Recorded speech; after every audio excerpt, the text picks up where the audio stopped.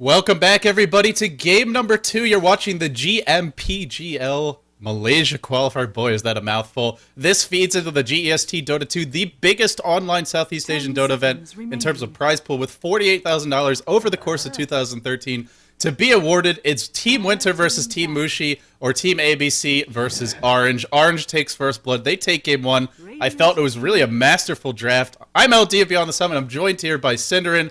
Cinderin, sorry we couldn't get you in the last game. The players had to wait for a long time, so they were understandably just impatient to get it underway. But thank you for sticking with me, and glad to have you here.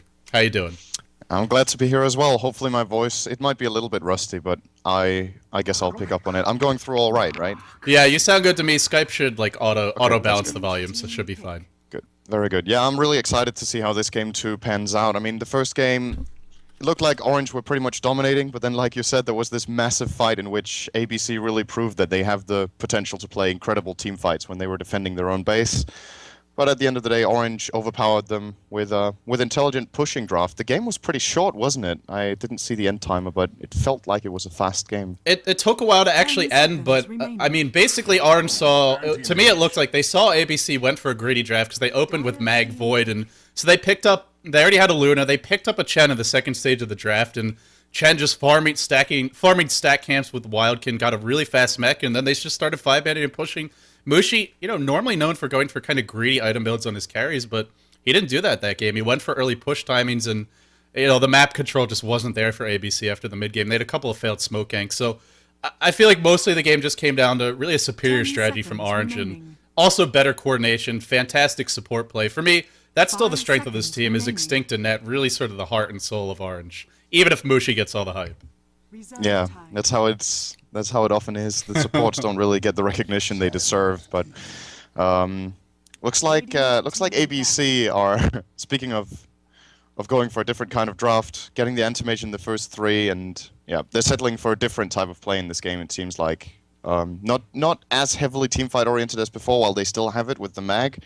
But they're looking to take this one with an AM. I think it was Winter, wasn't it? Winter who told you, he was like, "Oh, finally, a game without AM," the other day, or was it? What was Gods? I think he was casting with, if I remember. Yeah, it might have been with Gods. I think he's been seeing a bit of a resurgence lately in Southeast Asia. Yeah, he has. I'm a little bit. I don't know if I'm surprised or not, actually. So, what kind of a statement is that even to make? But I mean, the interesting thing about Anti-Mage getting picked up in the first phase is that the way this hero pick developed was it generally became one of the last picks where you would pick Anti-Mage to counter something. But now he's reaching that stage again where you're picking him just out of him being a powerful hero without being changed at all. So it seems like the way the game is being played is swapping around a little bit again so that he can become a top pick again, apparently. Since, well, we remember earlier on in the stages of Dota 2, Anti-Mage was pretty much a first pick just because of the hero. But now it seemed like he faded away because other heroes took over, and you would generally pick Anti-Mage, for example, if you were playing against a Storm Spirit or something, so you had him as a counter pick. But looks like in Southeast Asia, at least, he's becoming that top 3 pick again, or first phase pick. I feel like he's very much a comfort pick as well as far as carries go. Anti-Mage is a hero that most carry players have a lot of experience on, and it's something you can rely on. I mean, we saw that a lot at the International, was the Chinese teams would turn to heroes like Anti-Mage. I mean, in fact, there were a lot of Anti-Mage versus Morphling games, even though Morphling seemed a lot more versatile and strong overall. But, when it comes down to big matches, and this isn't the biggest match, but you are playing for a spot in a pretty major Southeast Asian tournament, it's a hero that, players are comfortable with and feel they can win the big games in, even if it's maybe not the best pick in all situations. So they go for this is something Winter's done every game, is he gets that sort of that solo mid, a support, and a carry. He hasn't really deviated at all from that as far as the draft goes. And, well, what do you think we're going to see in the second stage of the draft, and what are sort of your overall thoughts on what we've seen so far? It seems like, again, this is something I can't really emphasize enough when I watch Southeast Asian games, how highly they value Sand King. It's kind of funny to see, because I think it's the only scene in the world right now that really rates Sand King highly. They get it very often in the first 3 picks, and in a Western game, or correct me if I'm wrong, in a Chinese game, Sand King would be like a last pick sometimes. Yeah, I mean, maybe really only IG even plays Sand King, and I mean, that's IG. They play pretty much anything to do it well. So. Anything that has a stun and can go. Yeah, exactly. Pretty much. But yeah, it's what's interesting for me to see in this is that Orange, they get the Sand King, and then they ban out the heroes that actually have synergy with Sand King. Follow-up stuns, Lina and Leshrac, which you would often love to get with Sand King, but that shows that they want to play the Rubik as a support to me. That's already settled. It's not going to be a solo mid, and that's generally not what they do either. They want to have Net playing that.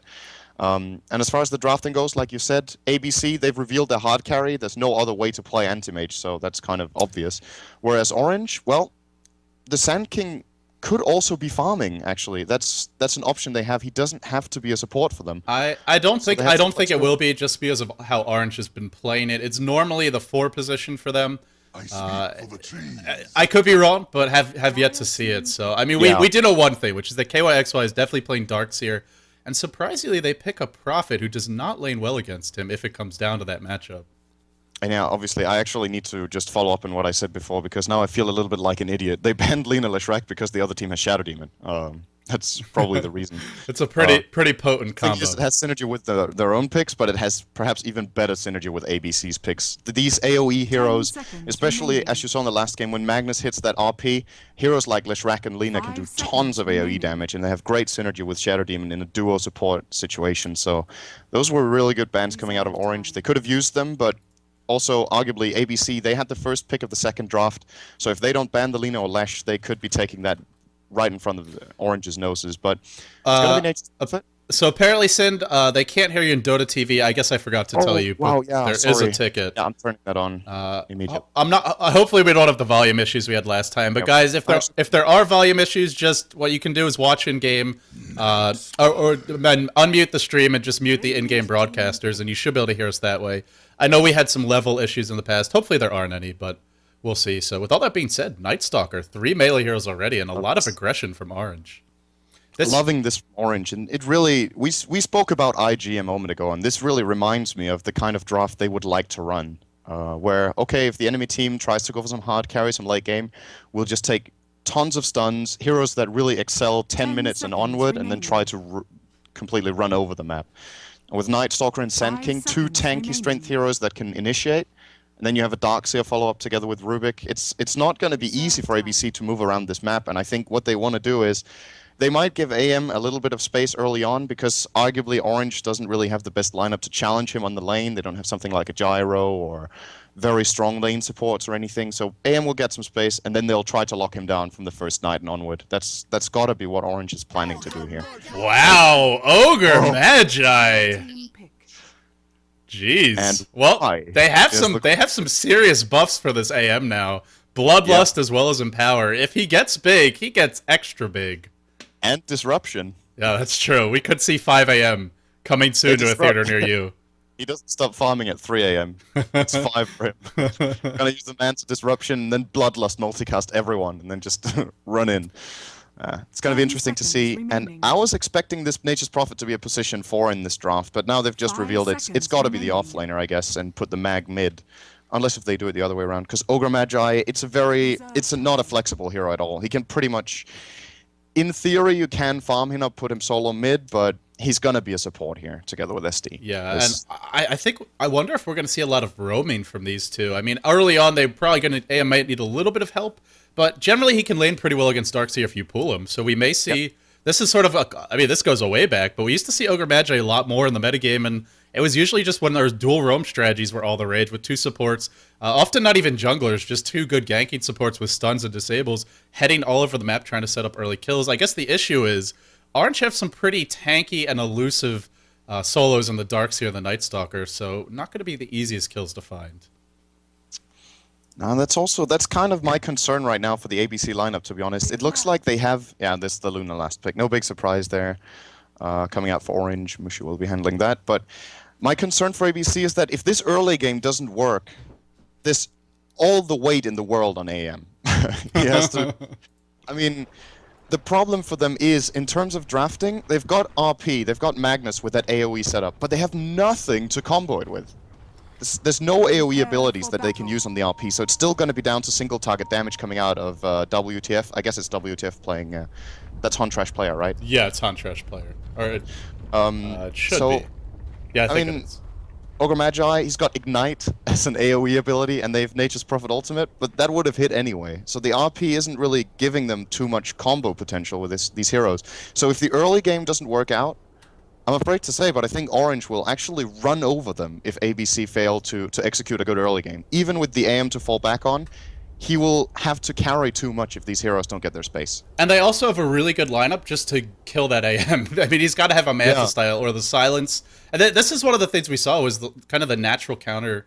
Uh-oh, my computer's lagging quite a bit to the Night Stalker. Oh, or to the Anti-Mage. And this goes way back to when the game sort of was in its infancy for Dota 2 and the hero pool was limited. But Night Stalker was probably the premier pick to try and shut down Anti-Mage if you wanted to go for a ganking option. And, well, he still is potent in that regard if you have the good start.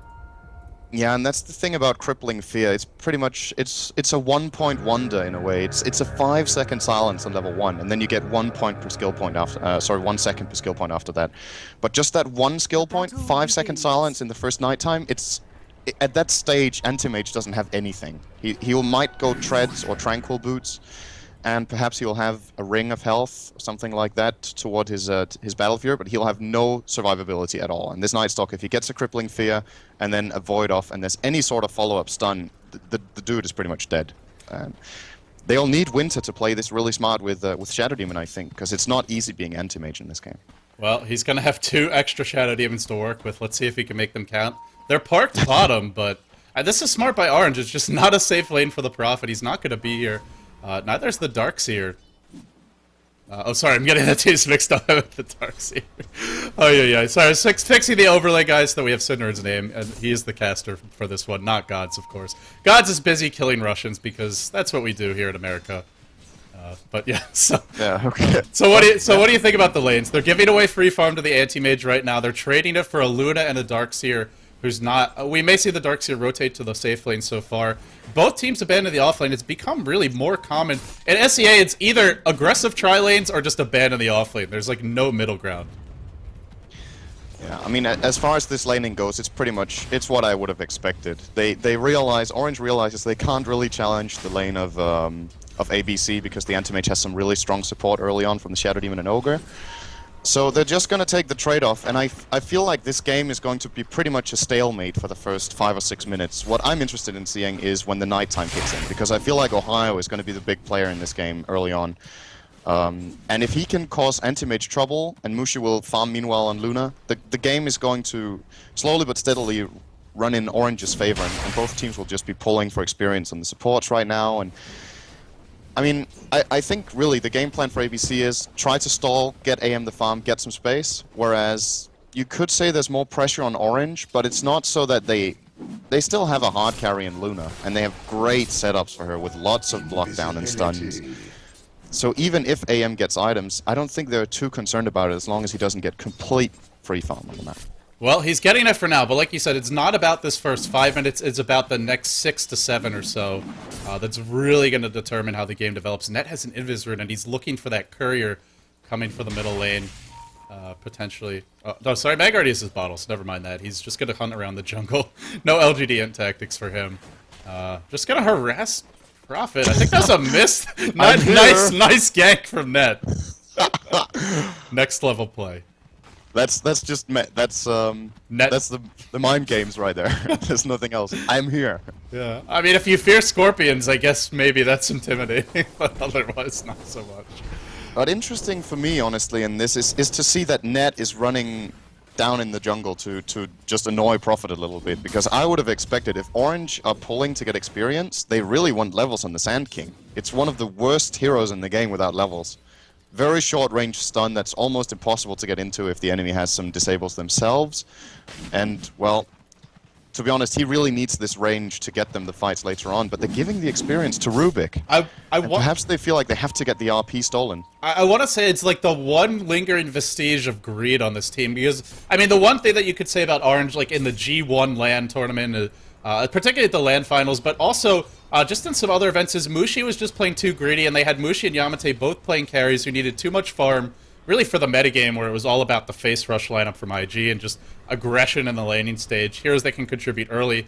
Orange has mostly eliminated and sort of ramp back on that greed as we see a smoke gank rotating towards mid. Sentry Ward spotting it, and so it looks like this one is going to fail. But Extinct loves to just get so much farm on himself at the huge cost to net. And it's worked out for them, but I feel like in this case it's not really the best because Rubik doesn't need... like you said, it can be nice to steal the RP, but do they really need it for the first, 5 to 10 minutes? Probably not. That's more angling towards the mid game, and that's really not what Orange wants to do, right? I mean, they just want to get some kills with the Night Stalker, start mowing down towers, and control the map. If they wait until RP can be stolen, I mean, that's really in the wheelhouse of an AM and a Prophet who looks to be rushing a Midas. We might be looking at a fight here now. It's not going to happen. But yeah, I mean, like you said, I think that this decision-making, I can't agree with it, but we have to wait and see what the plan is for Orange, because it seems like it's a very deliberate choice. Ned isn't just doing random stuff, apart from maybe that one hit on the Nature's Prophet, which nobody will ever be able to explain, I think, but it looks like he's just hanging around and waiting, and they're stacking up some pulls, and perhaps the idea is, okay, Rubik gets a couple of pulls in the beginning, and then Darkseer and Sand King together are going to farm some experience, so Sand King does come into the game later on, but right now, experience-wise, the Radiant, they're getting ahead by about 1,000 now with nothing happening on the map because they're pulling more efficiently and they have Nature's Prophet farming the jungle alone, whereas Ned is taking some of it from KYXY and not really accomplishing anything. This is kind of surprising for me that Orange is just... And look they're at not Winter. even trying to gang either. He's already level 4. He's going to be level 6 soon. And a Demonic Purge this early in the game could be devastating for that Night Stalker. Normally almost impossible to kill during the first night, but at this rate, he's out-leveling the Rubik, and that's not something you normally expect to see from a Shadow Demon this early in the game. And looks like they're even going to give Winter a little bit of space up top. He's going to go top and defend that lane with Shadow Poison as the skill he's maxing first. That's becoming more and more normal. Some months back, pretty much the state of the game was that you would always get Soul Catcher highest, but now people are realizing the pushing, or rather anti-pushing potential of Shadow Poison, and it's really useful to have, and yeah, Winter is getting that again, and here we go! Yep. Ohio! Night begins, TP out, probably wasn't needed, but he was a little bit worried about the backup. They got the tier 1 bottom, killed by the Radiant, Hot Trash player did not pick it up, has not spent any gold.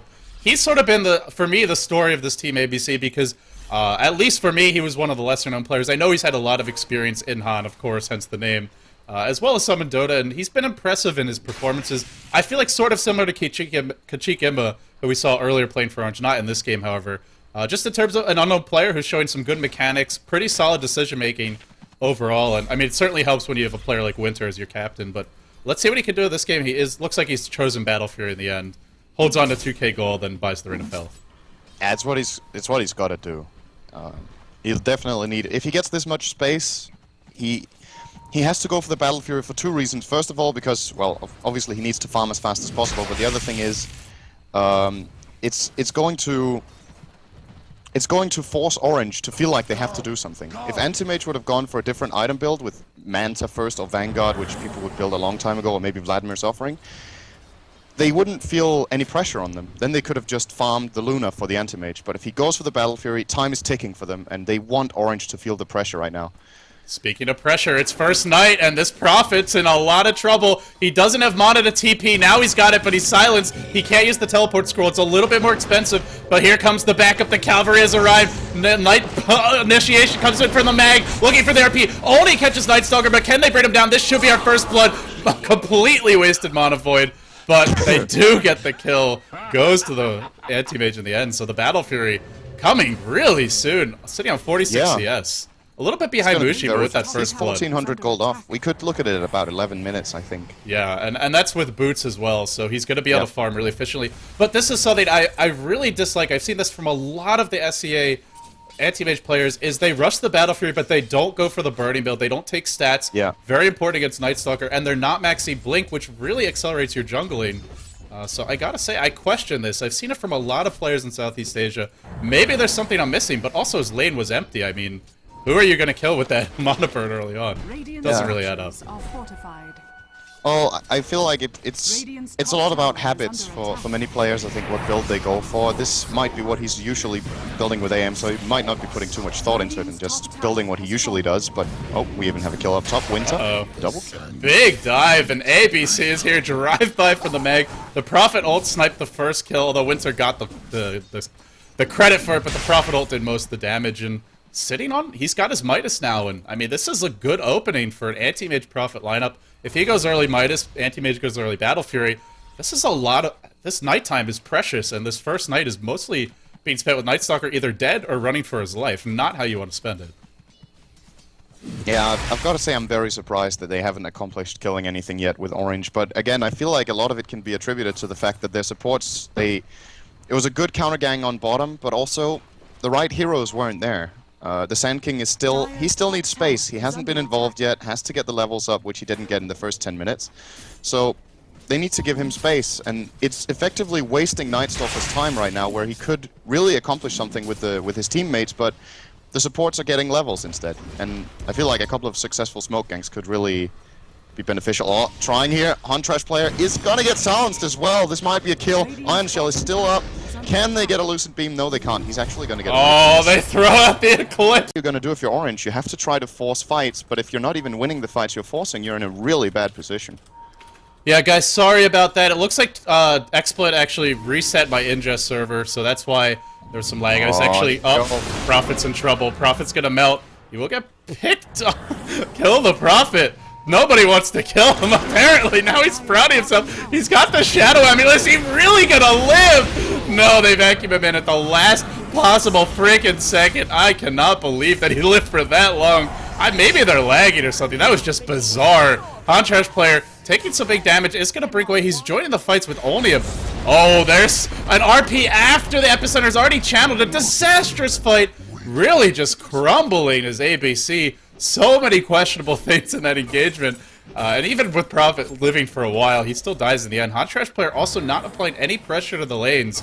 And coming to the fights. I guess he built to come to the fights, but he's too squishy to do it right now. I'd really like to see him just pushing the lanes in and drawing back the aggression of Orange. I don't even understand what happened just there with that kill on Nature's Prophet. I thought I was lagging out. and then they won the fight. They had to vacuum the guy. They were running around in circles without killing him. I don't know if they were trying to give the last hit to a particular hero, or if everybody was just like, okay, someone else has got this. And then they all run away at once, and everybody thinks another one's got it. But Nightstalker was pretty much next to him and kept letting him live. I don't know if they were hoping for Mushi to come in and get the last hit on the Luna, but... Well, at the end of the day, they did get a 3-for-1 fight. They got the mid-tier 1 tower, and that's a comeback for them, because I feel like, yeah, the graphs are showing it as well. They were actually starting to lose out more and more on gold and experience. But, I mean, you've got to say, when the graphs are like this, it really is one of those weird games with a lot of weird decisions and questionable fighting. Because you can just see it's such an up and down. It's like 2 Mount Everests in a row on the gold graph. I don't know if Everest is quite the right term. It's only 2k gold, but you're right. It is a significant change as far as percentages go. And, well, in spite of that being a bad engagement for ABC, I still feel they're in a pretty... I mean, the big thing they lost there was map control. Losing that fight, the tier 1 top falls, the tier 1 mid falls. And this is where the Night Stalker can really start to move around more freely. In spite of that, they have an AM who's been farming quite well. He's got the Yasha already. I mean, it's not the best farm we've ever seen, especially considering how... I mean, like you said, he was given so much space, but it may be fast enough yet. Once the Manta comes out, they're really going to struggle to kill him, I feel. And here comes a huge crank train to the bottom lane. They really want this anti-mage. Still level 6 on the same... Oh, sorry, level 8, actually. And he's actually going to spot out Ogre Magi, who's going to take the bullet for his anti-mage. Don't join the fight, Huntrash player! Don't join the fight! And he will run away in the end. Stayed around too long for my taste, but here we go top. They're going to counter push. And these pickups for Orange, they may be good, but they're not really giving them what they need in this game, which is a kind of better map position. Because, this, like you said, the split push is already running up top again, so I don't think they'll be able to capitalize on this. They got 1 kill.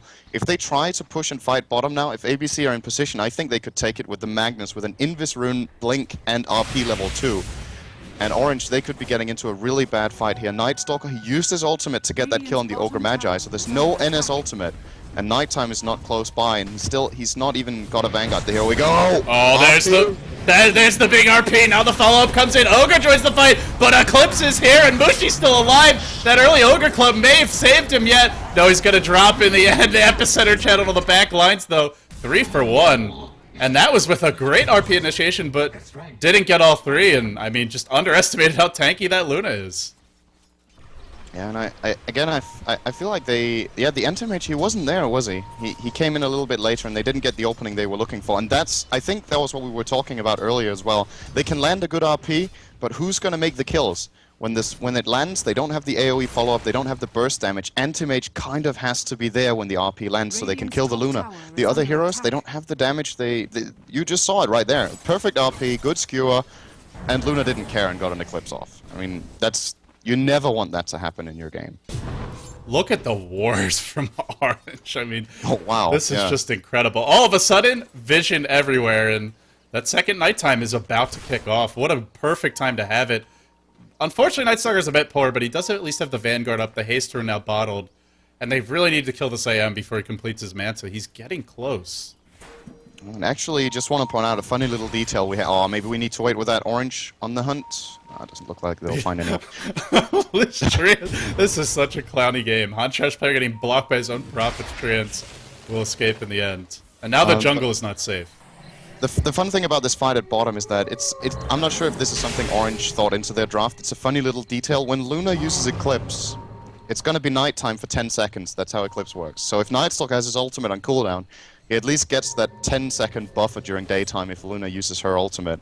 And you actually saw it playing a role in that fight. He got the speed, he got in, and he got the crippling fear off because of Luna's ultimate. It lasted the 5 seconds instead of the 3. And that can make a difference. It's actually a kind of funny play. And here we go, Nightstalker's actually going to get spotted. He could be in a lot of trouble now. Yep, maybe it's the Prophet who's in trouble. Do they have Dust for him, though? Because he has the Shadow Blade. Typical Southeast Asian Dota. Shadow Blade Prophet working out, apparently. Nobody's carrying Dust just yet. Really should be, because he's had this for a bit. And, well, we'll see if they go for one soon. So, Anti-Mage continuing to farm. Manta style, not too far off. He's almost maxed out all of his abilities. Still no points in stats. Up against Luna and Nightstalker. I'm surprised this hasn't been punished more. He's 2-0-0. Hasn't died yet. He kind of looked up bottom. Ogre's going to get initiated upon bottom lane. Gets disrupted, but the Burrow Strike is still here. Burrow striking through his net. But now he gets purged. He's not going to get in good position for an epicenter. Now he's being focused down. Can Huntrash player do the damage in time? Eclipse is bringing him low. He gets silence. He'll drop. RP too late. Stolen fact by Extinct, who just seems to steal this thing in his sleep. That's like the 30th time I've seen him steal RP. And he doesn't even have the Blink Dagger that he normally uses to secure it yet. Buyback from Anti-Mage, who immediately head towards top. That's a hugely delayed Manta style, and what is he going to accomplish with this buyback? He will farm at least one wave, but that's an expensive buyback to say the least. Oh, the greed. The greed, Cinder. Look at this. Yeah, the greed. And that's not worth the trade at all, sacrificing a Nature's Prophet for that kill on the Rubik. Still going to lose the tower. I mean, Nature's Prophet, in the time he's going to spend dead now, 50 seconds, he could have used his Midas, he could have split pushed a lane top, maybe even accomplished a kill on net, and instead he greeds it out for a kill on the Rubik bottom after the fight is pretty much over. I feel like the problem that ABC is facing right now is that the teamfight execution just isn't, it's not good enough. You saw it in the last fight. Magnus comes in when the fight is basically over and lands his RP, and oh, Nightstalker? No, it's not going to pursue that. But they have to step that up. If they don't coordinate these team fights well enough, they can't win against the massive teamfight lineup that Orange has when these fights happen. Either they need to avoid the fights happening in the first place by split pushing well, or they need the RP to combo when AM is there to deal the damage. Else it's just not happening. They don't have the burst. That's an inconsistency in their draft, in my opinion. It doesn't make too much sense. Yeah, I mean, to sort of go back what you were talking about, the teamfight execution has been an issue for this team really the whole tournament, and I think a lot of it is just they haven't been playing together with sort of the core. I mean, TFG and Lane have teamed in the past. Winter used to play for MUC, although that was a long time ago, but it doesn't feel like they're as polished as a squad overall as Orange, and it's really showing where Orange is in a fight that looks bad for them, but they just pull it out with superior execution. You know, Rubik in the right position at the right time to steal RP. We saw it in Game 1 as well. Just the pristine Chen positioning. And, I mean, the first game felt like it came down to draft a lot more. This game, it was a perfect opening at ABC. Come mid-game, should have been in great position, but just that one bad fight mid really started the ball rolling the other direction. And here comes Ohio. Uh-oh. He's got a gem, by the way. Both teams have picked one up. Rubik's had, or Shadow Demon's had one for a bit. Nightstalker has one now. Doesn't have that Aghanims, unfortunately, which is just the most annoying thing ever. Global map pack True Sight. Pretty strong stuff, but this is good nonetheless. It'll do in a pinch. Yeah, and you've got to say Mushi in this lineup. I mean, AM got so much space, and Mushi has been accomplishing way more in terms of fights. He's been in 12 out of 16 kills on his Luna. He's got BKB Manta and about 200 CS. He's only 35 CS behind the AM, who should have been out farming him pretty hard right now, given how little he's been contributing to fights. But Mushi's just been keeping up and doing so much more work for his team than the Anti-Mage has for the Radiant, I feel. Yeah, he's already got the Manta style. The Anti-Mage is, well, almost completed his, but that buyback really delayed his Manta style. He did not farm enough to make up for that. There wasn't like a big Ancient stack or anything along those lines. They're looking to cut off the retreat, but can they actually find a kill? Shadowblade into a Sprout, not really the best combo. Now the Treant's going to remove that Sprout a second or two early, perhaps. And, again, just not the best coordination as a team. Some heroes smoked up, and they've shown some good games, but this is not feeling like one of them. Just, I hate to say it, but sloppy play from Team ABC here. Yeah, and it kind of comes down to that if they want to get these pickoffs, it was a really good Sprout, but again, if the follow-up supports aren't there, they can't really control this Night Stalker. They need the stun from either Ogre Magi or the Reverse Polarity coming out of Magnus, because, well, or Demonic Purge, but again, which heroes were there in the Sprout? It was Anti-Mage, and I actually think the Magnus was there, so he could have RP'd that, but might have decided against it. And I feel like right now, if ABC gets any shot at just taking a free kill, I feel like they could blow an RP on it, because they can still, whenever they get a kill, they get some map control, they can start split pushing, and they just want the map to be pushed in on all lanes, but it's just not happening. And now again, Nature's Prophet, he's getting picked off once more, the gem giving them that kill, and well, they're still getting the split pushing going now, at least. Anti-Mage is up top and forcing a couple of TPs, so they're not going to lose anything. They do have Empower and Bloodlust, which can be strong, but they're going to start this one off with the lift. The Blink was stolen. The wall is dropped. Nightstalker with a double damage rune giving chase. Can he maul down this Ogre in time? He will bring him down. Ogre Magi just not feeling like a very effective pick, at least this game. Haven't seen the potential of the hero at any rate. Anti-Mage does escape. That's the key hero, so he will be able to push out the bottom lane. Surprised to see that Orange hasn't gone for Roche yet. They've really had control of the entire enemy side of the map for the better part of 5 to 8 minutes. I expect we'll see it soon, especially with the gem up. They actually... No, they still have the gem. And, oh, by the way, Blink Dagger up on Sand King, as well as Rubik. Rubik's had his a bit longer. Net just picked his up. And Net's level 11. There's no pipe. There's no mech. That epi is gonna hurt. Yeah, it's going to be such a big deal, and you're absolutely right. I feel like the Dire should be doing Roshan right now. They're not pushing any towers at the moment. Might as well take the free Roshan. They have the team fight potential. If ABC choose to go there, they need to land the best RP in history to take that team fight against a Sand King with a Blink Dagger in the fog, and a Darkseer to vacuum them, and Darkseer with a Hex, by the way. He's soul farmed as well. We haven't talked that much about KYXY, but he's really kept up the farming pace as well. 175 CS on him. On that Darkseer, he's getting so big, and here we go, mid!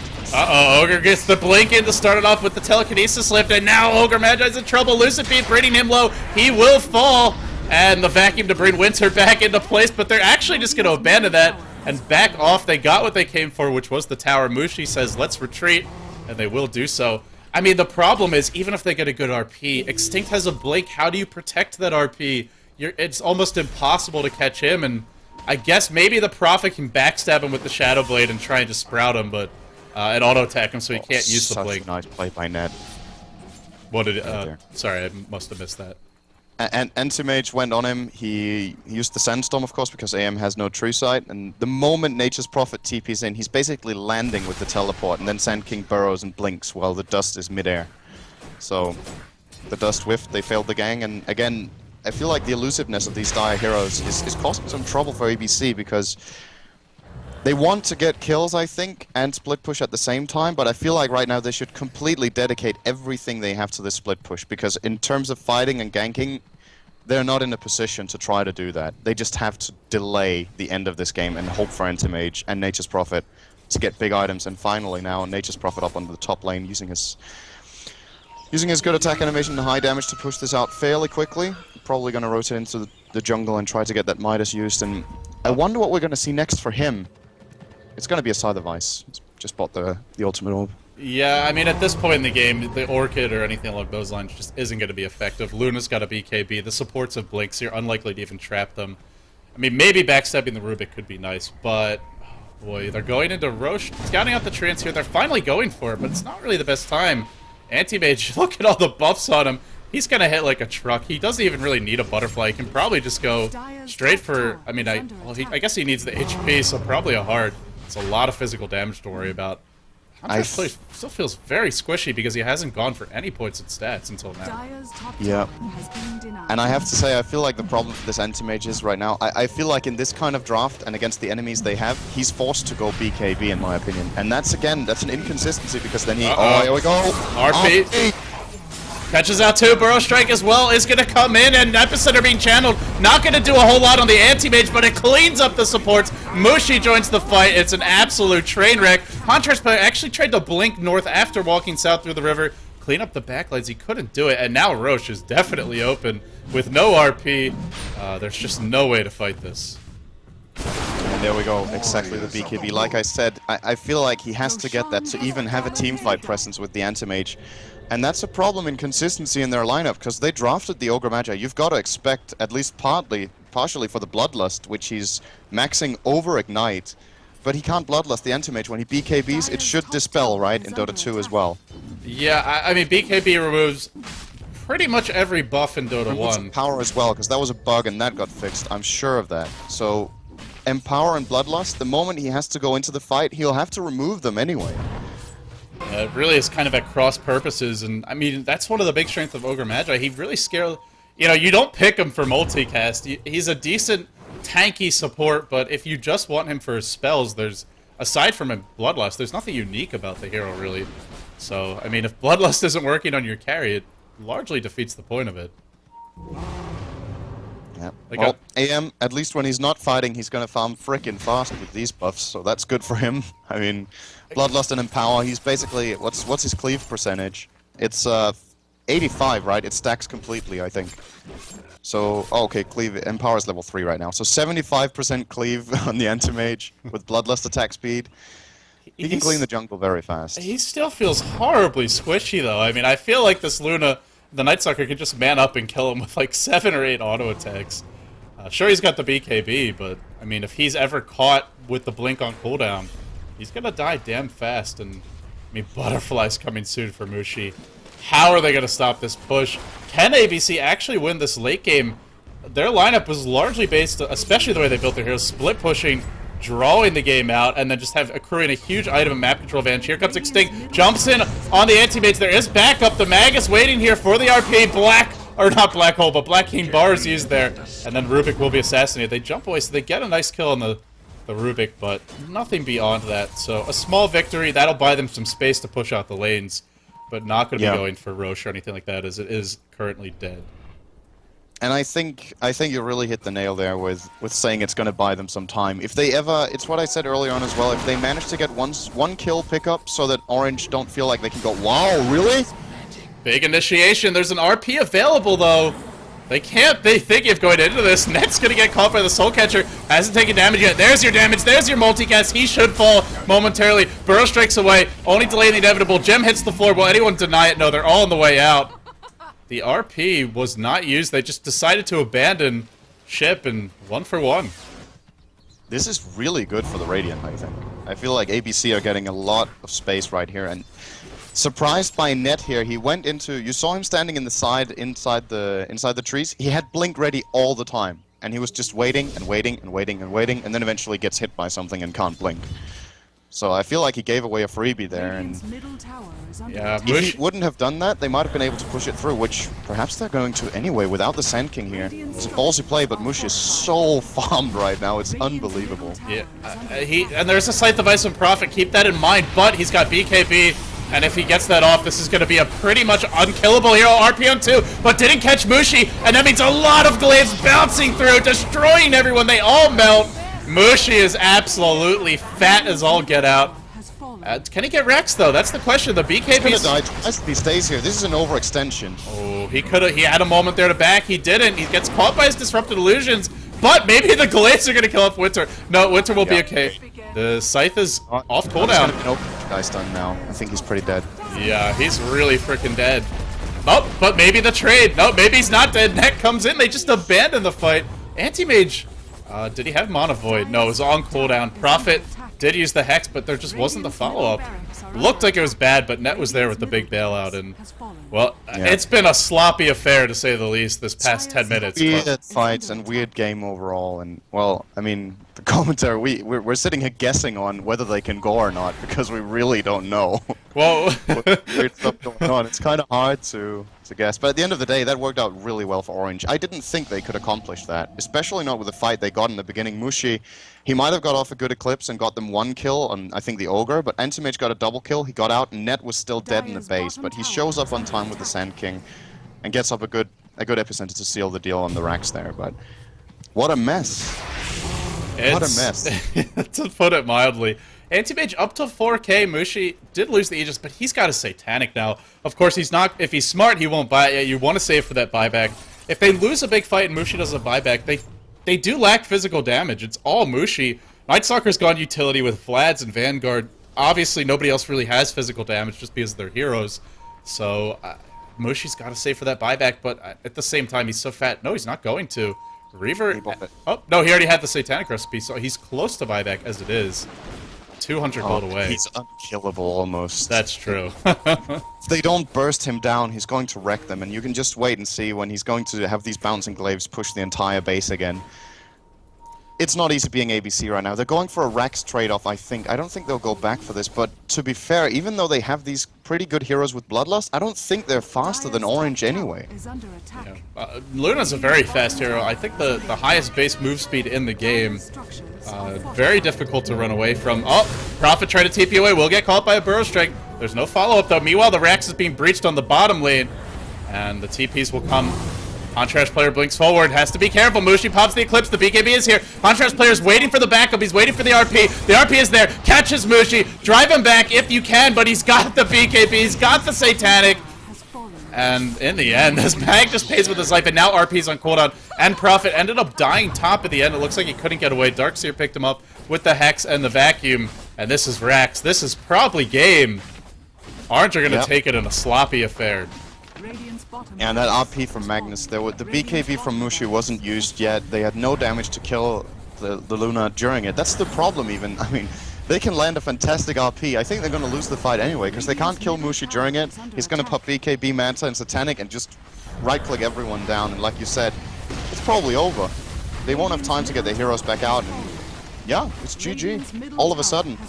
Took them a couple of good fights, but there we go. It ends not with a bang, but with a whimper, and it is going to be Orange who qualify officially. I guess the end result, no surprise to anyone, that Orange are the one team from Malaysia. Still the kings of Malaysia and of Southeast Asia, really, until someone dethrones them. They have been on point lately. This was not a pristine performance for them, but it was certainly good enough. So Team Winter defeated by Team Mushi, but I'm sure we'll see more of them in the future.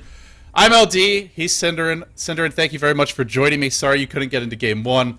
Anything you want to say? Any shoutouts? I believe you'll be casting the BTS versus GD Studio show match a little bit later today. That should be a good one, right? Yeah. Who's your money on? I don't know. I don't want to take sides, I think. If you had I guess for the sake of this cast, I should say my money's on BTS, right? That would be a good thing to say right now. Fuck yeah, you should. That's what I like to hear. Good games. And I'm hoping for a lot of friendly banter. That's a big part of it as well. All the hype you've generated on Twitter in particular with that. It's all good shit. But yeah, thanks a lot for watching. Just gonna drop a couple of quick shoutouts. Shout out to Maruna, Thug Life Dota, Big D, and Snown. And of course, feel free to follow me on Twitter. It's at CinderinDota. And yeah, watch my stream later on. Like LD said, we're going to be casting BTS versus The Good Studio. I'll be casting that with Maruna over on my channel, twitch.tv/Cinderin. So there's going to be some funny community games coming up tonight. It's at 21 CET, I believe. You didn't reschedule that, did you? No, that shouldn't have changed at all. So it should be, if it's 21 CET, if that's what it says, I'm sure it's accurate. I have no conception of time, because I just moved to the West Coast, and, well, time zones get hard. It looks like it's in about 4 hours and 20 minutes, guys. So for anyone who doesn't know time zones, 4 hours and 20 minutes should be when it starts. Cinderin, a pleasure as always. Thanks for joining me. Guys, thank you all for watching. That's it for the GMPGL Malaysia qualifier. Orange move on to the GST Dota 2. They will be your representative from Malaysia, but the main event hasn't even kicked off yet, so lots of great Dota coming your way over the next couple of months. A lot to look forward to. That wraps it up for today. For this particular broadcast, but not for content. As mentioned, Sinner will be streaming, but there will also be other streams. GD Studio will be providing a first-person perspective of their particular camp. We'll probably be doing one for BTS as well. And I believe ELG is going to be casting too, so if you guys enjoy your wife stealer and all the silly puns and wordplay, then you can check that out as well. I think it'll be fun to for the people to flip through quite a few of those streams. Okay, that wraps up, guys. Thank you all very much for tuning in. We'll see you soon.